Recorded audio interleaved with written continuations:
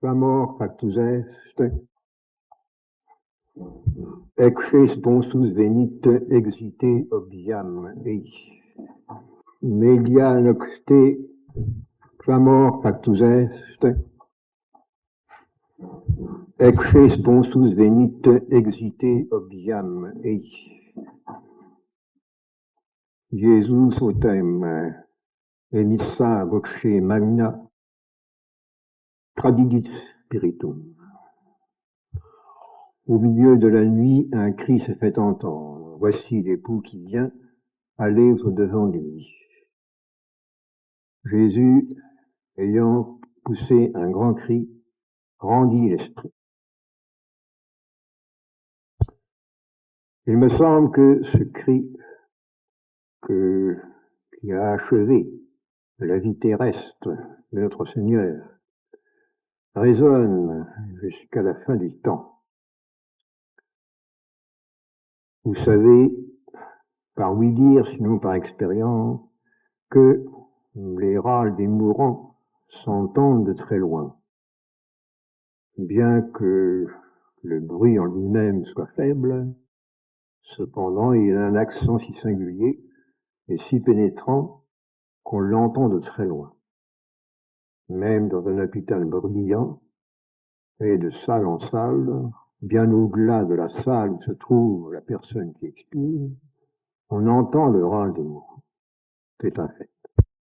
Parce qu'il y a dans ce cri une résonance singulière avec Dieu, qui est l'auteur de la vie. Et c'est là pour nous un profond mystère.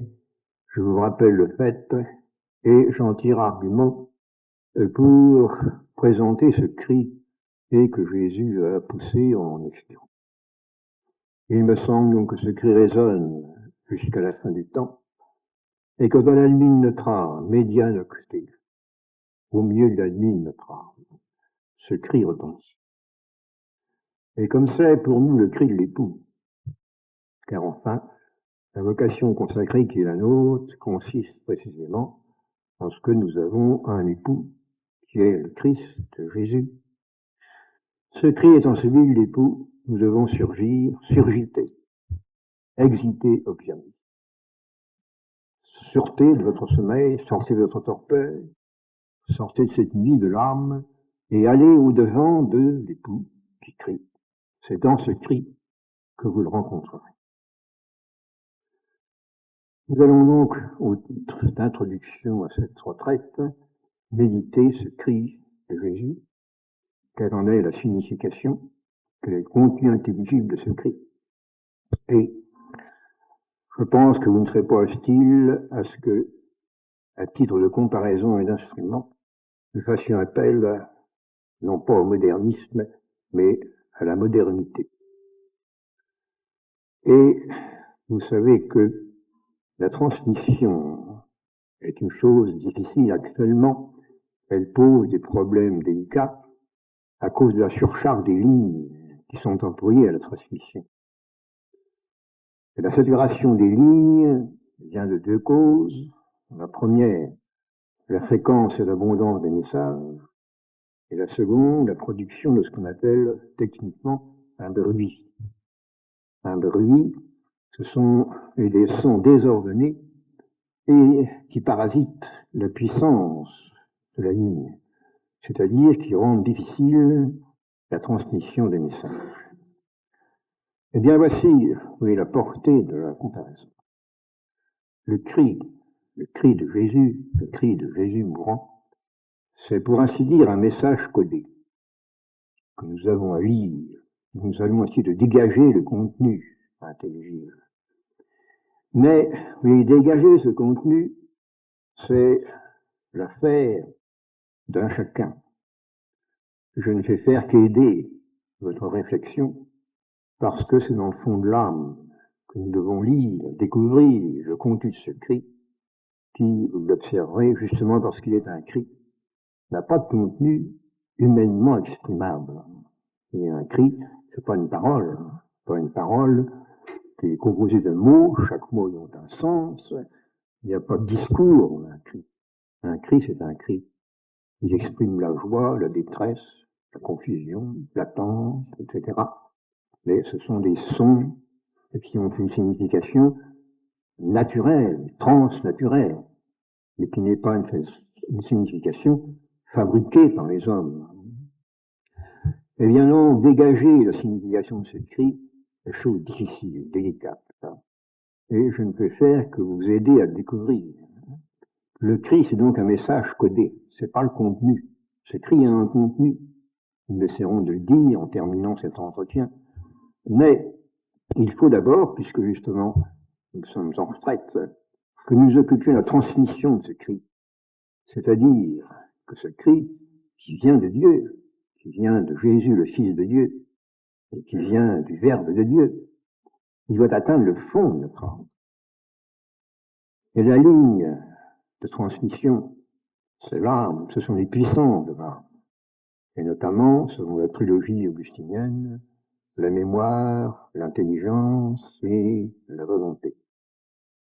Et il y a, comme pour qu'une ligne soit adaptée au service qu'on en attend, elle doit répondre à deux conditions.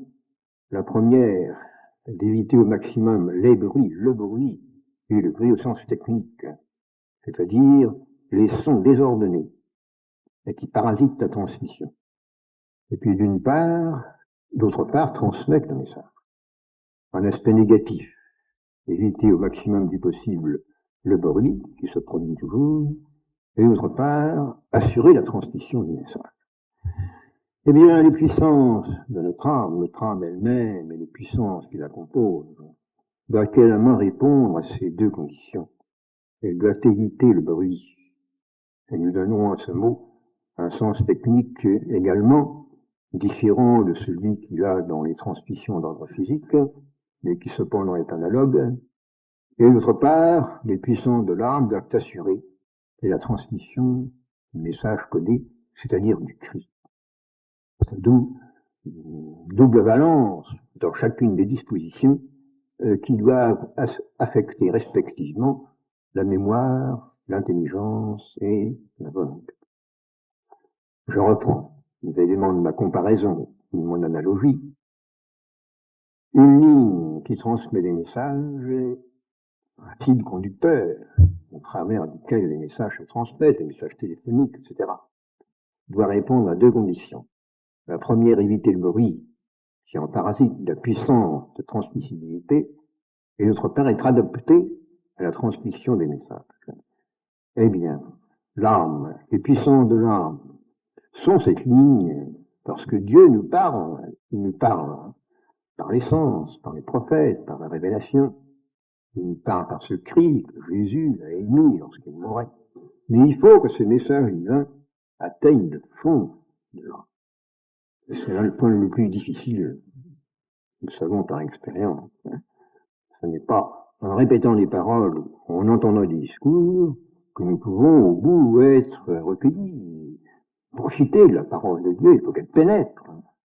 Pour qu'elle pénètre, il faut que l'intelligence, la mémoire, la volonté répondent à certaines conditions. Dans ces conditions que doivent réaliser les puissances de l'âme, vous les connaissez bien, et nous pouvons dire distinctement qu'il faut, dans la mémoire, le recueillement, dans l'intelligence, le silence, et dans la volonté, que nous pouvons appeler la docilité, qui est l'enseignabilité, si vous voulez, donc non pas la docilité, ce n'est pas la docilité, je dis docilité, qui est une sorte d'enseignabilité d'ordre affectif. Et de même que par l'intelligence nous sommes enseignables, c'est-à-dire que nous recevons la doctrine, nous recevons la vérité qui nous est révélée, nous avons aussi à recevoir par le cœur quelque chose qui est inexprimable et qui est justement l'onction du Saint-Esprit. Eh bien, il faut donc que dans la volonté, il y ait cette disposition à recevoir, cette enseignabilité. Erunt omnes docibiles, enseignables par Dieu. Ce sont donc ces trois dispositions qui doivent revêtir, pour ainsi dire, respectivement la mémoire, l'intelligence et la volonté, dispositions qui sont requises pour que le message de Dieu puisse parvenir jusqu'au fond de l'âme et produire précisément l'effet qu'il doit produire. Et nous sommes chacun pour soi, et à la fois l'ouvrier actif qui doit réaliser ces dispositions, et en même temps le terrain passif qui doit en bénéficier. Nous sommes mus. Il faut faire ce que nous pouvons pour l'être et pour le bien-être, mais nous ne pouvons pas ajouter une coudée à notre table. C'est Dieu qui opère. Mais la grâce de Dieu ne perd que si elle pénètre justement là où elle doit pénétrer. Et c'est cette pénétration de la grâce de Dieu que je retourne en temps de retraite qui nous faut assurer. Et je reprends ma comparaison, et de même que dans une ligne qui est bien construite, il doit y avoir deux conditions: éviter le bruit qui parasite et être adapté aux messages qui sont transmis. Ainsi, nous devons retrouver, a priori, si notre comparaison est valable, pour chacune des trois dispositions que nous venons de dire, à savoir le recueillement, le silence et la docilité, deux valences, l'une négative, par laquelle nous devons éviter le bruit qui correspond à chacune des trois puissances, et l'autre positive, par laquelle nous devons être aptes, bien disposés, en disposition bonne, pour que le cri, le message, parvienne jusqu'au fond de l'âme. Nous allons donc examiner successivement chacune de ces trois dispositions aux deux points de vue que nous venons de dire. Les trois dispositions, donc, nous allons commencer par la seconde, parce que c'est toujours par l'intelligence qu'il faut commencer. C'est le Verbe de Dieu qui s'est incarné. C'est le Verbe qui s'est incarné. C'est simplement deux articles pour montrer qu'il convenait éminemment que ce soit le Verbe qui soit incarné. La très sainte Vierge Marie a pénétré dans le mystère de la très sainte Trinité par le Verbe et en fonction du Verbe. Nous sommes fils dans le Fils. C'est donc toujours, et par la valence intelligible qu'il faut commencer, c'est la foi qui, c'est certainement, quant à son degré, elle est mesurée par l'amour, mais en retour, elle mesure l'amour par sa profondeur et son immutabilité. Et donc, commençons par l'intelligence et le silence. Le silence. Le silence, quant à sa première valence, c'est-à-dire éviter le bruit.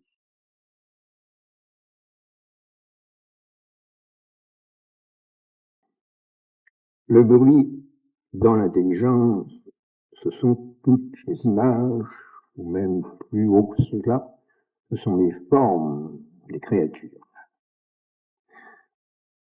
Les mystiques, Saint Jean de la Croix en particulier, ont insisté sur les nuits, la nuit des sens, la nuit de l'intelligence. Et dans un temps de retraite, nous devons nous efforcer de réaliser ce vide relatif par rapport aux créatures.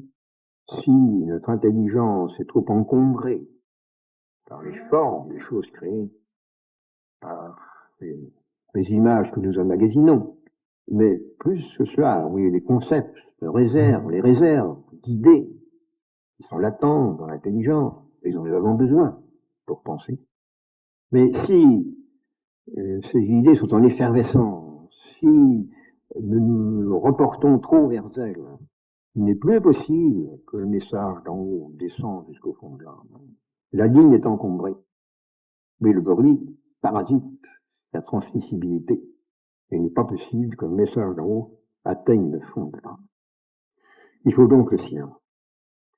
Et ce silence, négativement donc d'abord, il consiste tout simplement à se taire. Je m'excuse de vous le rappeler, mais nous avons tous toujours besoin de me le redire. Le silence ne consiste pas à faire du discours sur le silence, mais à se taire. Conclusion pratique. Et puis, plus haut que cela, plus profond. Le silence consiste dans une certaine suspension un peu délicate à décrire du verbe mental. Parce que même si on se tait extérieurement, ce qui est nécessaire, c'est le premier acte, si vous voulez, puis si on parle extérieurement, on gêne les autres en même temps que soi-même.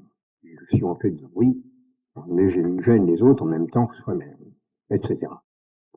Mais cela, c'est seulement la partie extérieure, nécessaire, encore une fois, mais cependant seulement extérieure, et qui, par conséquent, n'est pas la plus importante.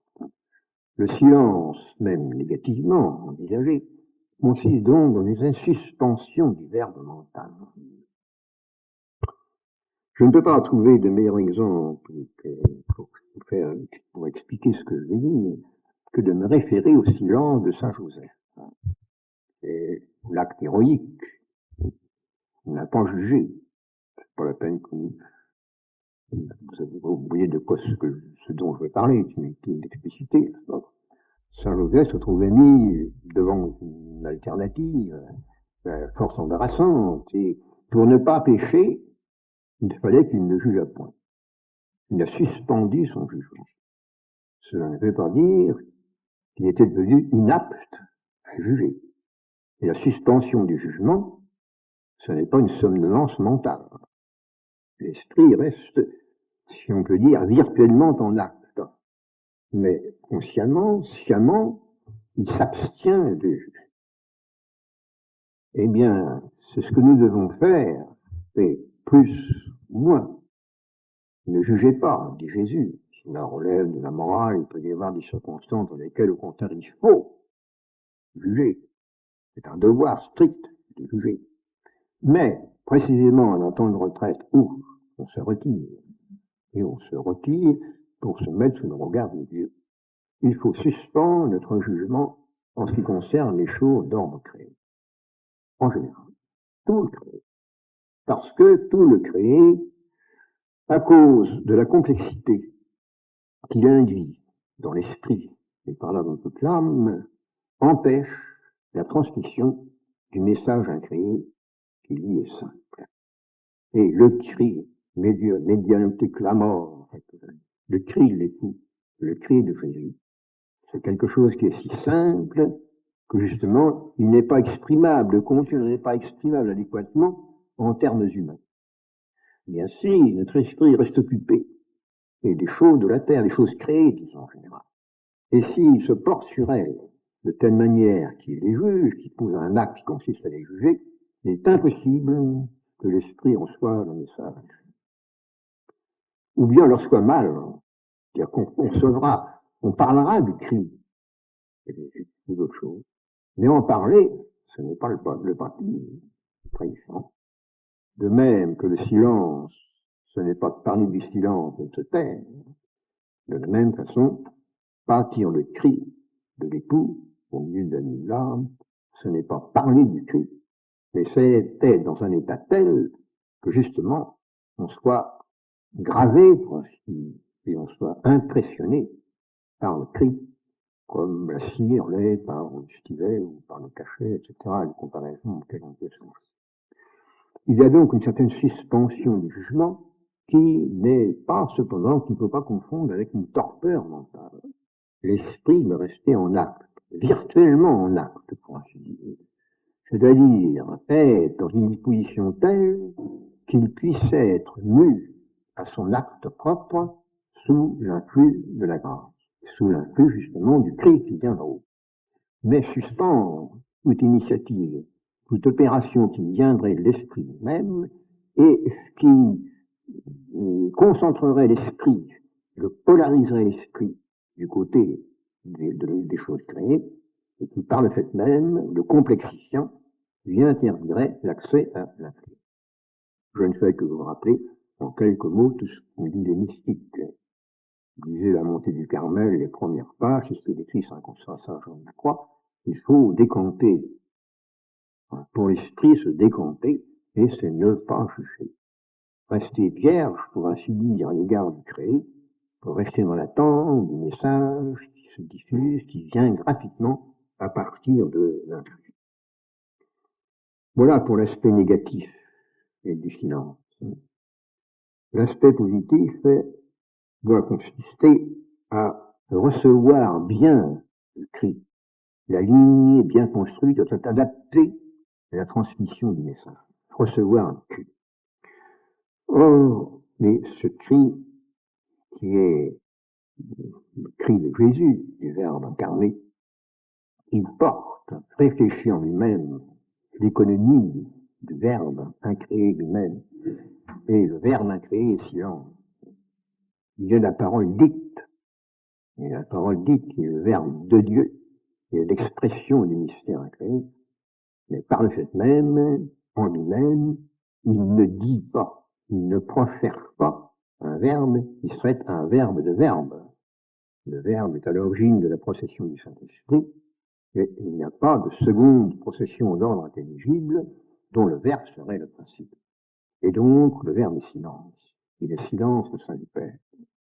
Et le cri de Jésus porte l'effigie du verbe incréé, parce que précisément, il n'a pas de contenu intelligible propre qui soit exprimé par Jésus lui-même. C'est un cri de retour vers le Père. Et donc, nous avons là, et dans le cri du Verbe incarné, et dans l'économie de la personne du Verbe incréé, nous avons, pour ainsi dire, le paradigme du silence que nous devons nous-mêmes pratiquer. Si cela vous coûte de vous taire, et qu'on se nous coûte de retenir une parole inconsidérée ou inutile, seront jugés sur les paroles inutiles. Ou s'il nous coûte de pratiquer cet ascèse rude, à certains, et qui consiste à suspendre le jugement que nous avons. Souvenons-nous que nous sommes créés dans le Verbe, et que le Verbe lui-même est silence, qu'il n'appartient pas à la créature de proférer une parole, alors que justement le Verbe incréé en qui nous sommes créés, lui-même est silence. Il peut y avoir un acte d'adoration, et normalement il doit y avoir un acte d'adoration à l'égard du Verbe créé en qui nous sommes créés, en chacune des occasions où le silence s'impose à nous comme un devoir impéré par le Seigneur. Il faut toujours joindre, et dans la pratique de la vie chrétienne, nous devons toujours joindre l'aspect ascétique qui exige de notre part un effort. Nous devons faire des choses coûteuses, nous renoncer à nous-mêmes. Mais il faut toujours faire cela par l'amour. Or, la raison de l'amour, si on peut dire, elle est dans l'amour incréé, elle est dans la personne Trinité. Et la mystique et la sève doivent se conjuguer d'une manière permanente dans la pratique de la vie. Il faut ancrer dans la perspective incréée qui doit nous soutenir les efforts que nous avons à faire pour sauvegarder dans notre vie, malgré les difficultés de la terre, malgré les épreuves, sauvegarder l'épanouissement de cette vie que gratuitement le bon Dieu nous connaît. Voilà donc pour le silence. Le silence qui est certainement le plus important, et je vous renvoie également à ce que Jésus dit dans l'évangile de Saint Jean, au chapitre 8, verset 16 et suivant. De moi-même, je ne juge personne. Il est cependant dit dans Saint Paul par ailleurs que le Père a remis au Fils tout jugement, mais Jésus dit, de moi-même, je ne juge personne. C'est-à-dire que Jésus, comme Verbe incarné, Jésus, dans son humanité, réfléchit d'une manière très exacte l'économie même de la personne du Verbe incarné. Jésus laisse silence. Eh bien, ce que nous venons de dire, du silence, et nous pouvons le répéter, je ne crois pas qu'il soit opportun de trop de temps, pour les deux autres dispositions, à savoir le recueillement et la docilité. Au fond, c'est la même chose, mais vu de trois manières différentes, qui sont réellement différentes dans l'art, parce que ils sont différentes, les trois puissances, la mémoire, l'intelligence et la volonté, mais on peut dire que c'est la même disposition radicale. Le temps de retraite, c'est uniment silence, recueillement, docilité. Il faut nous mettre dans ces dispositions pour être gratuitement ressourcés par la grâce que le bon Dieu certainement nous communiquera. Disons cependant quelques mots en ce qui concerne la décibilité. Éviter le bruit, c'est le premier aspect, l'aspect négatif. La canalisation bien construite, le conducteur bien construit, doit éviter le bruit qui parasite la puissance de transmissibilité. Qu'est-ce que c'est que ce bruit? Oui, ce bruit, en ce qui concerne la volonté. Eh bien, ce bruit, c'est la turbulence des projets. Et surtout quand on est jeune, mais c'est aussi une question de tempérament qui joue beaucoup. Les gens très actifs, très entreprenants, sont toujours en train de projeter quelque chose. Et s'il n'y a plus de projet, il n'y a plus de vie. Donc on ne peut pas condamner le fait de faire des projets. Mais cependant, s'il y en a trop, ça n'aboutit à rien. Pas. Puis ça occupe. Ça occupe. Et c'est là le point noir. Si, oui, votre faculté de réalisation est occupée par trop de projets, impossible de recevoir un message du ciel. Dieu ne parle pas aux gens qui restent au dehors. Dieu nous visite dans son larme. Je frapperai, j'entrerai, je souperai avec lui. Vous êtes dit dans l'Apocalypse. C'est dans l'intime de l'âme, dès que se réalise le dialogue, si vous voulez, ou la communication entre Dieu et sa créature. Si nous sommes extravertis par une multitude de projets, même bons en eux-mêmes, je ne qualifie pas les projets, s'ils sont coupables, ils le sont, s'ils sont bons, ils sont bons, mais ils sont tous mauvais, a priori, hein. Si il y a un excès, et en temps de retraite, nous devons suspendre, attendre. Dieu nous rendra, et vous pouvez craindre que si vous ne vous préoccupez pas maintenant de demain, vous oublierez ce qu'il faudra faire demain. Ce n'est pas un piège, il faut pour le moment vous reposer. La volonté doit rester en repos. Et de même, et je commencerai par l'intelligence, parce que c'est le plus parlant et le plus facile, de même qu'il y a une suspension du verbe mental, et qu'il n'est pas un assoupissement de l'esprit, et qui consiste à ne pas exercer la faculté de juger, et que cependant, on conserve virtuellement ouverte en disponibilité, mais à l'égard de l'incrédule. Et bien de même, il y a une disponibilité permanente de projets, mais sous la motion de Dieu. Il ne faut pas remuer ces projets, oui, que nous avions faits, qui sont encore turbulents dans votre esprit, et qui s'enchaînaient les uns aux autres. Hein. Il ne faut pas les reconsidérer. Il faut que la volonté s'en détache, qu'elle se décante, et qu'elle attende. Être en état d'attente, à l'écart de ce que Dieu lui-même proposera. L'Esprit de Dieu viendra. Et cela, c'est donc éviter le bruit par la docilité. C'est la docilité en tant qu'elle doit nous faire éviter le bruit qui est à l'intérieur de l'âme.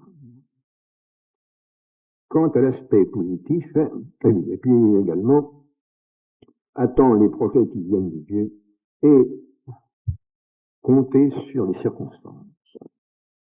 La soumission à la volonté de Dieu par les circonstances. Cela, c'est une chose que les jeunes connaissent moins. Mais vous verrez, l'expérience de la vie prouve qu'on est guidé par les circonstances. Par cette raison, d'ailleurs, que souvent, on ne peut pas faire autrement qu'on fait. Il ne reste qu'une solution.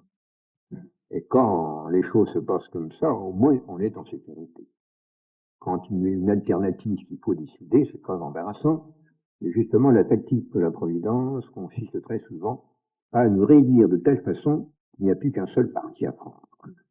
Et je pense que c'est ce qui arrive ici en ce moment.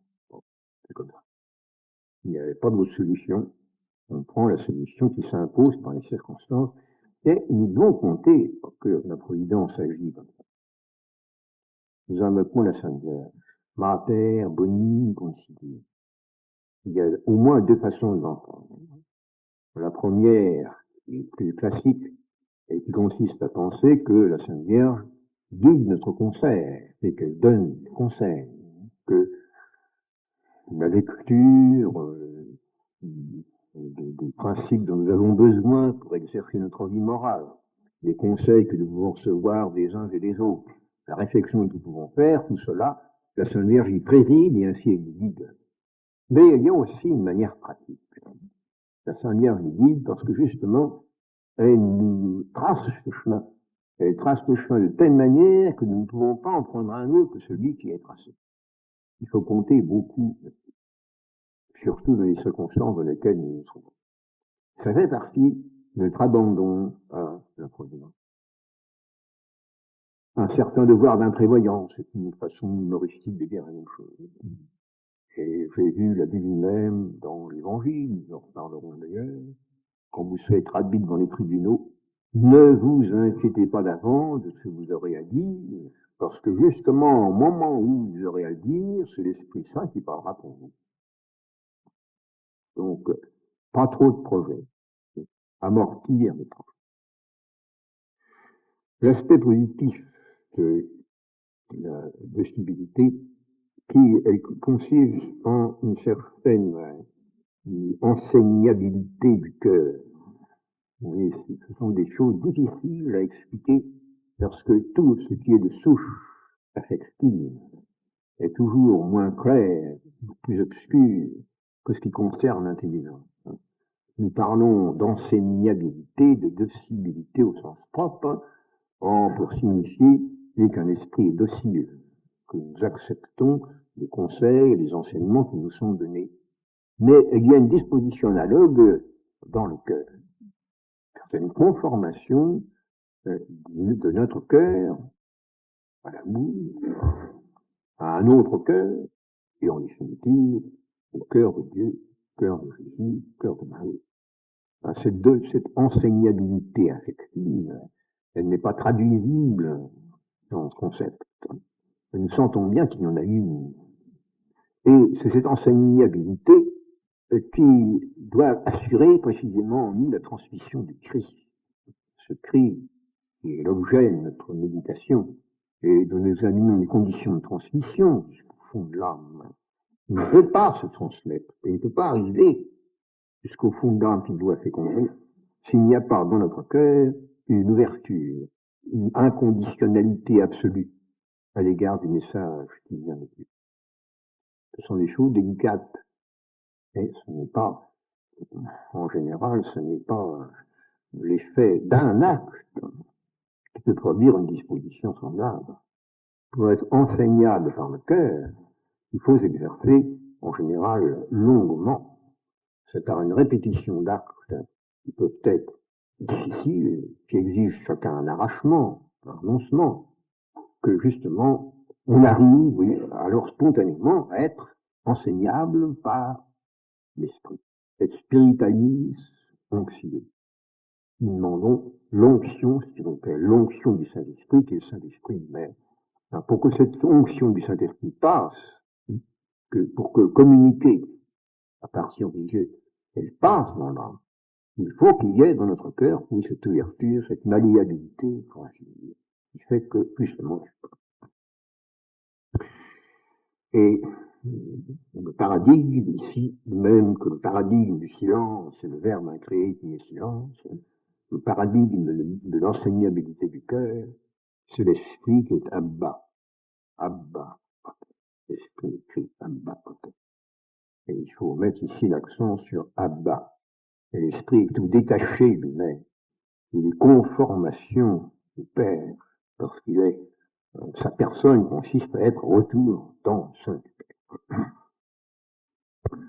Et dans le même ligne, nous devons dire que, oui, il y a une certaine joie qui est la suprême sagesse du cœur, une joie qui n'est pas le contentement humain, mais qui est, comment dire, la manifestation habituelle, profonde, d'une certaine sérénité. Pax et Gaudium Spiritus Sancti.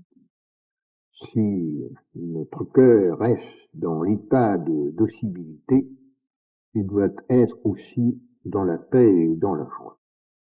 Il y a un revêtement, pour ainsi dire, un rayonnement, une transpénétration de notre cœur par l'Esprit Saint même, et comme l'Esprit Saint est l'expression du retour vers le Père et de la finitude de la béatitude à la créée, cette présence dans notre cœur de l'Esprit Saint doit y engendrer la joie.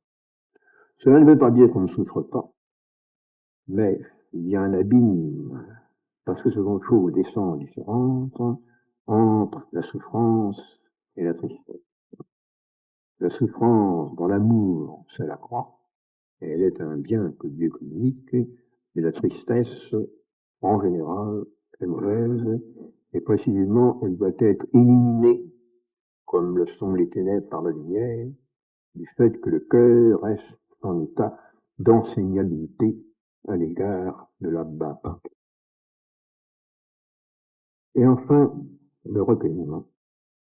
Je reprends le même thème concernant la troisième disposition, qui est la plus délicate, la plus profonde, que nous remontons de l'intelligence et la volonté jusqu'à la mémoire, mais la mémoire qui est le mince même, qui est la source des autres puissances.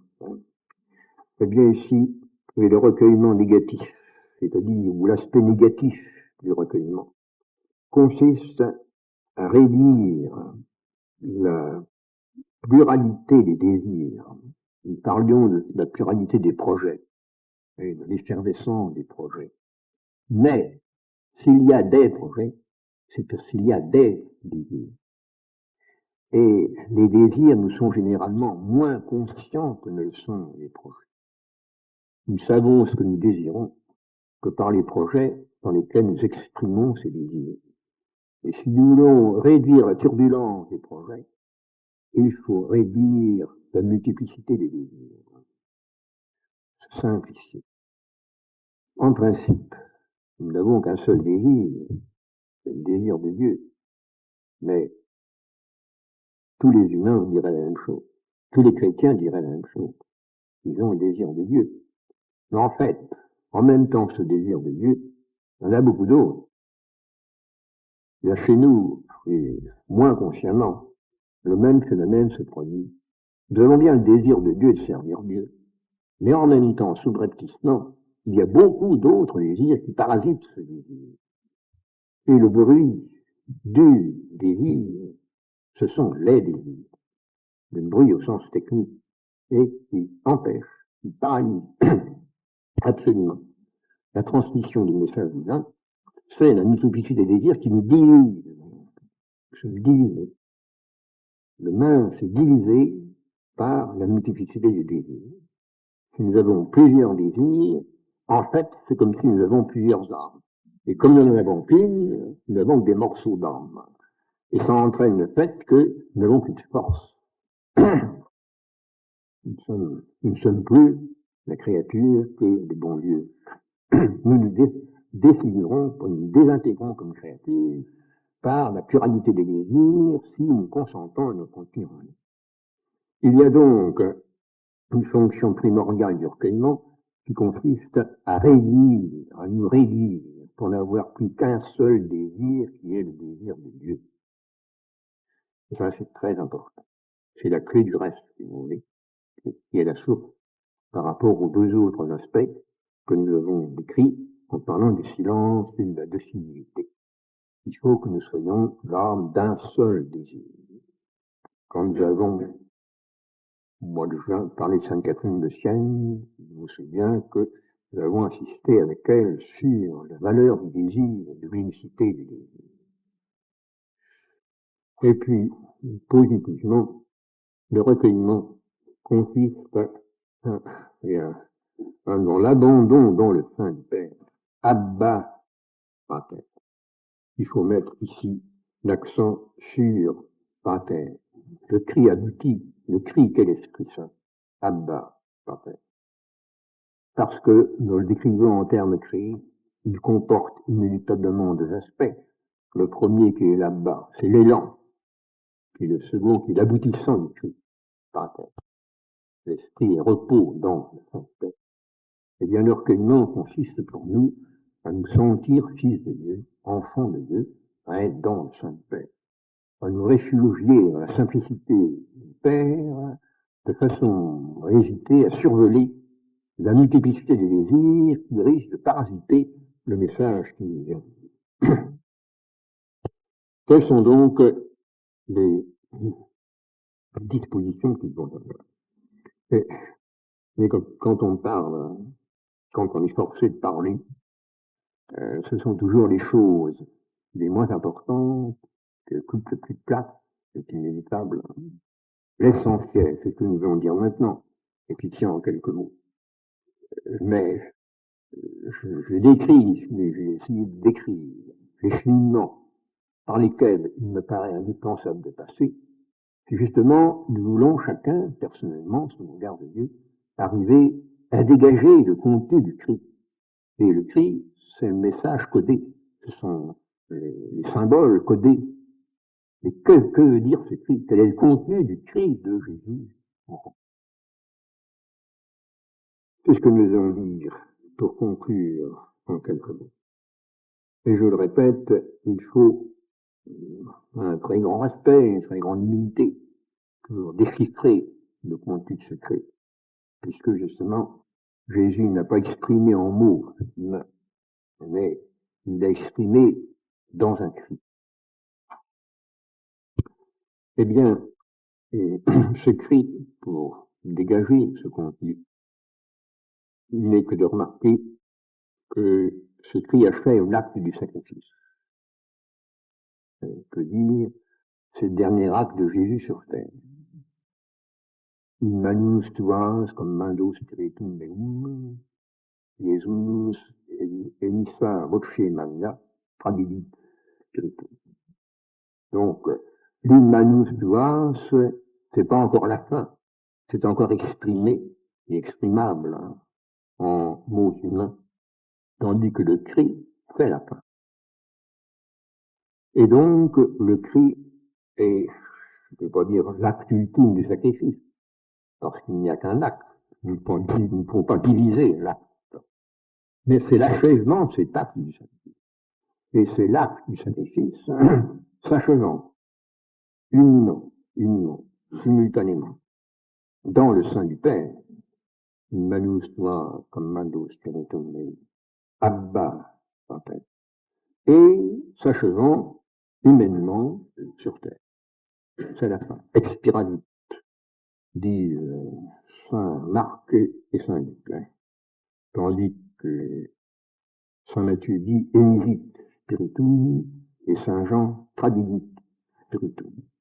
Expiravit, c'est la fin sur terre. Tradivit spiritum, c'est la remise au sein du Père. À le même cri, il y a donc même en Jésus, c'est deux valeurs. Mais il est l'achèvement de l'acte du sacrifice. Et donc, il porte l'effigie du sacrifice. Et il me semble que ce cri de Jésus signifie donc le sacrifice. Je rapproche de d'une autre exclamation que Jésus a exprimée après la multiplication des pains. La foule l'ayant suivi, Jésus observe que tous ces gens, ces personnes, vont mourir de faim. Et il laisse échapper et ce cri Miséréor, super turbam. J'ai pitié. Il en avait eu pitié en leur donnant la doctrine de vérité, mais il en a pitié également parce que leur attachement les a conduits à porter leur force pour le suivre. Eh bien, ce Miséréor, super turbam, nous pouvons réfléchir, le reprendre, le recueillir des lèvres même de Jésus, et le transposer dans le cri qui achève son sacrifice. Miséréor, super sacrifice, j'ai pitié du sacrifice. je ne sais pas si j'exprime exactement l'inexprimable, mais il me semble que, au point où nous sommes, et si nous sommes ici ensemble, réunis, tous si différents, et pour des circonstances qui, dans chacune de nos vies, eussent été divergentes. C'est justement, comme d'ailleurs Monseigneur le rappelait ce matin, en raison du sacrifice. Je n'avais pas calculé, je ne connaissais pas ce que Monseigneur dirait ce matin, et il n'y avait donc pas de coordination humaine entre les propos que je vous tiens maintenant et ceux que Monseigneur a développés ce matin. Mais nous sommes bien d'accord et pour estimer que nous sommes réunis pour le sacrifice. Et il me semble qu'en attribuant au cri de Jésus cette signification, nous sommes à la fois parfaitement en situation par rapport aux données actuelles de la Providence et en conformité avec l'attente de Jésus sur chacun de nous. Miséréor super sacrifice. Nous observons et que le sacrifice, bien, il est réduit de ce qu'il est réduit. C'est pas la peine de redire les choses pénibles, accablantes, qui nous attristent tous. Mais en regard de cela, que faire? Bien d'abord cela. Miséréor super sacrifice. Ils vont éprouver à l'égard du sacrifice et cette compassion que Jésus a éprouvée à l'égard de la foule et qui l'a conduit à nourrir cette foule qu'il avait suivie, que Saint Dominique a éprouvé à l'égard des pécheurs. Miséréor super peccatores. Et la plainte de Saint Dominique concernait de manière très précise la doctrine de vérité. Que deviendront les pauvres pécheurs qui ignorent la vérité? Que deviennent les pauvres chrétiens qui actuellement ignorent la vérité sur le pseudo-sacrifice qu'on leur propose? Voilà ce qui doit hanter, oui, notre cœur, notre miséréor super sacrifice. Et il me semble que, oui, ce cri que Jésus a poussé au moment de mourir, qui a été l'expression de sa mort et l'achèvement de son sacrifice, il porte l'équilibre de ce sacrifice, puisqu'il en fait partie, il l'intègre, puisqu'il l'achève, et qu'il résonne précisément, pas jusqu'à la fin du temps, il résonne particulièrement à l'oreille de notre cœur maintenant, parce que, justement, ce sacrifice dont ce cri est l'achèvement, ce sacrifice, il est bafoué, il est défiguré, etc., etc. Eh bien, je crois que nous devons prendre en pitié ce sacrifice, avoir pitié de ce sacrifice, puisque c'est le sens de notre vie, c'est ce qui fait, et c'est ce qui seul peut faire l'unité. C'est bien beau de désirer l'unité. Una fides, l'unité de d'abord dans la foi. Unus Deus, una fides, c'est l'enchaînement de sa porte. Unus Deus, una fides. Dieu est un, la foi est une. C'est dans la foi que se trouve l'unité. C'est notre foi dans le sacrifice de Jésus, dans le fait que la messe est un sacrifice. C'est cela qui est le fondement de l'unité.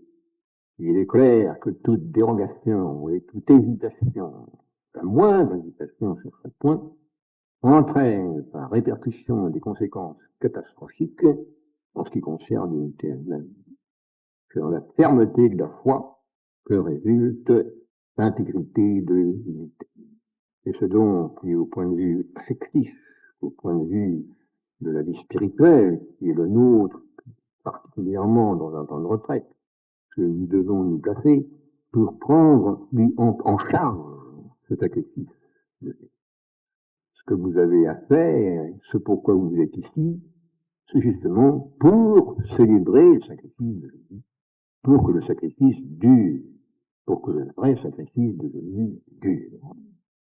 Eh bien, la manière première et primordiale de prendre en charge la crise de l'Église, ce n'est pas tellement de polémiquer ou d'argumenter, encore qu'il faille le faire, c'est d'abord de prendre en pitié le sacrifice tel qu'il se trouve maintenant réalisé ou non réalisé dans que ce cri de notre Seigneur retentisse donc dans chacun de nos cœurs et que nous restions particulièrement durant ce temps de retraite.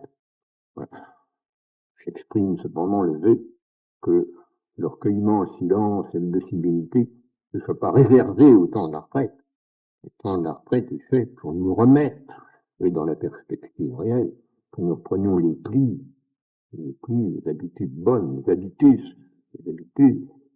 qui ne sont plus que des habitudes, des dispositions de l'âme, qui consistent précisément à être toujours habituellement dans le recueillement, dans le silence, dans l'indécibilité, au lieu de nous laisser prendre par les choses, d'être extravertis, demeurer dans ces dispositions qui nous permettront alors ensuite, sur ces dispositions, nous avons un certain pouvoir, au moins en éliminant les dispositions contraires.